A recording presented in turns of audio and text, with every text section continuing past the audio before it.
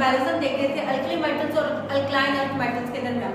इसमें हमने सबसे पहले फिजिकल प्रॉपर्टीज के दरमियान में कंपैरिजन देख लिया था, जिसमें हमने देखा कि जो आपके पास अल्कली मेटल्स हैं उनकी प्रॉपर्टीज जो है अल्कलाइन अर्थ मेटल्स से बहुत ज्यादा क्या होती हैं, डिफरेंट होती हैं, अगर आप फिजिकल स्टेट के लिहाज से भी देखते हैं। तो अब हम उनकी केमिकल प्रॉपर्टीज को डिस्कस करने जा रहे हैं बेटा। तो केमिकल प्रॉपर्टीज में हम क्या करते हैं, हम एक एलिमेंट का रिएक्शन देख रहे होते हैं दूसरे एलिमेंट के साथ। तो यहाँ पे हम क्योंकि अल्कली मेटल्स और अल्कलाइन अर्थ मेटल्स के दरमियान में कंपैरिजन देख रहे हैं, तो बेटा हम उनके रिएक्शंस देखेंगे डिफरेंट एलिमेंट के साथ। तो सबसे पहले बेटा हमने अकरेंस को देखा। अकरेंस में अल्कली मेटल्स के अगर देखा जाए कि वो किस तरह से किस स्टेट में पाए जाते हैं, क्योंकि वो बहुत ज्यादा रिएक्टिव होते हैं, वो मोस्टली फ्री स्टेट में रह नहीं सकते, वो किसी भी दूसरे एलिमेंट के साथ रिएक्शन करके बेटा कंपाउंड फॉर्म में मोस्टली पाए जाते हैं।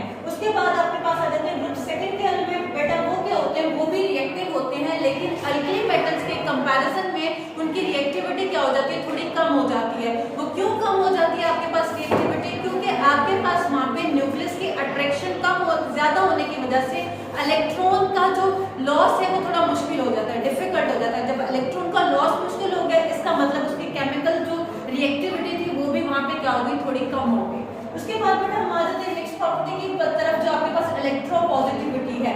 इलेक्ट्रोपॉजिटिविटी क्या होती है बेटा, इलेक्ट्रोपॉजिटिविटी होती है इलेक्ट्रॉन को रिमूव करना, रिमूवल ऑफ इलेक्ट्रॉन जो है ये आपके पास क्या कहलाता है, ये आपके पास इलेक्ट्रोपॉजिटिविटी कहलाती है। तो आपके पास ग्रुप फर्स्ट के अगर एलिमेंट्स को देखा जाए, उनके बैलेंस शीट में बेटा सिर्फ एक इलेक्ट्रॉन आता है, वो एक इलेक्ट्रॉन रिमूव करना आसान होता है, इसकी वजह से ये क्या होते हैं, मोर इलेक्ट्रोपॉजिटिव होती है। ग्रुप सेकंड के जो एलिमेंट है बेटा, उनके बैलेंस शीट में 2 इलेक्ट्रॉन आते हैं, उन 2 इलेक्ट्रॉन को रिमूव करना क्या होता है, मुश्किल होता है। क्यों, क्योंकि आपके पास वहां पे न्यूक्लियस की अट्रैक्शन इंक्रीज हो रही होती है। जहां पे न्यूक्लियस की अट्रैक्शन इंक्रीज हो जाती है, वहां पे इलेक्ट्रॉन रिमूव करना मुश्किल हो जाता है। आपको एनर्जी का डिफरेंस भी नजर आ रहा होगा, यहाँ पे आपको एक इलेक्ट्रॉन रिमूव करने के लिए 496 किलोजॉल पर मोल एनर्जी चाहिए, और यहाँ पे बेटा आपको चाहिए 738 किलोजॉल पर मोल एनर्जी। सो क्या हो जाता है, हमारे पास में डिफिकल्ट हो जाता है, तो हम कहते हैं ये ज्यादा इलेक्ट्रोपॉजिटिव है, और इनके कंपैरिजन में जो आपके पास अल्कलाइन अर्थ मेटल्स होती हैं वो लेस इलेक्ट्रोपॉजिटिव होती है। सो स्टूडेंट, इसके बाद हमारे पास रिएक्टिविटी में थर्ड जो है वो आ जाती है टाइप्स की, जिसमें हम देखते हैं रिएक्शन विद वाटर। तो जो आपके पास अल्कली मेटल्स होती है वो वाटर के साथ बहुत विगोरसली रिएक्शन करती है, यानी बहुत स्पीडली रिएक्शन करती है।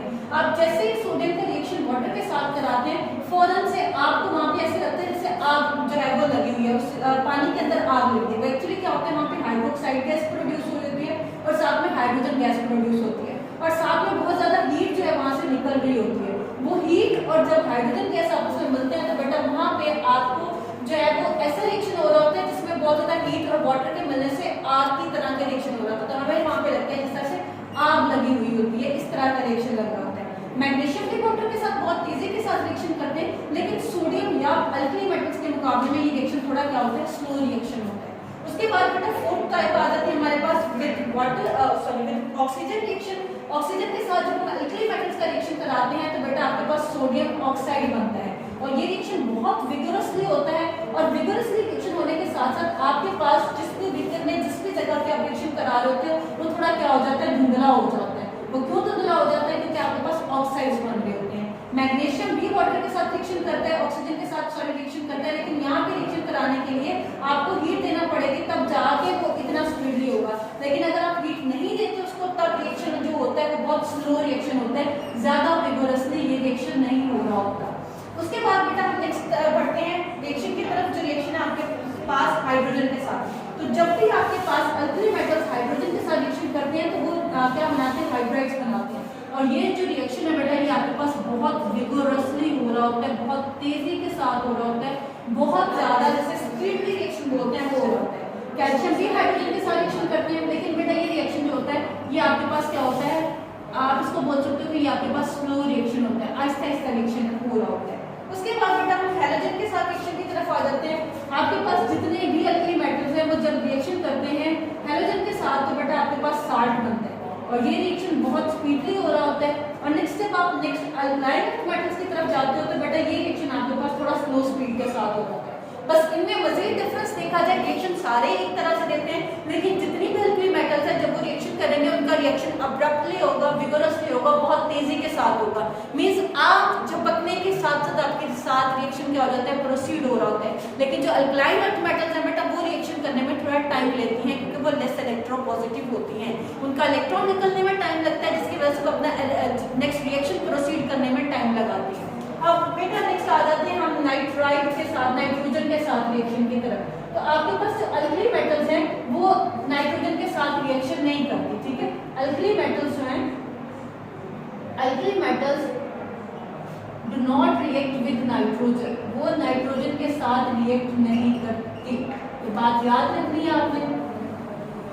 उसके बाद बेटा अगर हम बात करते हैं अल्कलाइन अर्थ मेटल्स की, तो अल्कलाइन अर्थ मेटल्स जो है वो नाइट्रोजन के साथ रिएक्शन करते हैं। जैसे आपके पास मैग्नीशियम है, आपने 3 मैग्नीशियम लिया, उसका आपने नाइट्रोजन के साथ रिएक्शन कराया तो आपके पास मैग्नीशियम नाइट्राइड बनता है। इसका मतलब जो अल्कलाइन अर्थ मेटल्स हैं वो नाइट्रोजन के साथ रिएक्शन करके क्या बनाती हैं, नाइट्राइड बनाती हैं, जबकि जो अल्कली मेटल्स हैं बेटा वो उनके साथ रिएक्शन नहीं करती।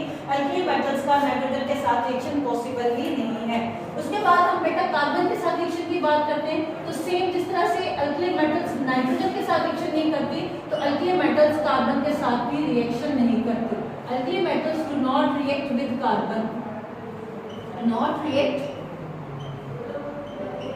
विद कार्बन, कार्बन के साथ रिएक्शन नहीं करती। लेकिन जब हम बात करते हैं अल्कलाइन अर्थ मेटल्स की, तो बेटा अल्कलाइन अर्थ मेटल्स जो है वो कार्बन के साथ रिएक्शन करके क्या बनाती हैं, कार्बाइड बनाती हैं, कैल्शियम कार्बाइड, ठीक है। तो ये था बेटा हमारे पास केमिकल रिएक्शन में, जिसमें हमने कंपैरिजन देखा। मोस्टली हमने देखा कि जो अल्कली मेटल्स हैं वो ज्यादा विगरसली रिएक्शन करती हैं, जबकि अल्कलाइन अर्थ मेटल्स जो है वो रिएक्शन नहीं करती। लेकिन एक्सेप्शनल केस हमारे पास 2 आते हैं, एक नाइट्रोजन के साथ रिएक्शन और एक कार्बन के साथ रिएक्शन। अल्कली मेटल्स कार्बन और नाइट्रोजन के साथ रिएक्शन नहीं करती, जबकि जो अल्कलाइन अर्थ मेटल्स हैं वो नाइट्रोजन के साथ रिएक्शन करके नाइट्राइड्स बनाती हैं और कार्बन के साथ रिएक्शन करने के बाद क्या बनाती हैं, कार्बाइड बनाती हैं। होप सो बेटा ये आप लोगों को क्लियर होगा। अगर कोई कंफ्यूजन हुई तो आप लोग कमेंट सेक्शन में कमेंट करके पूछ सकते हैं।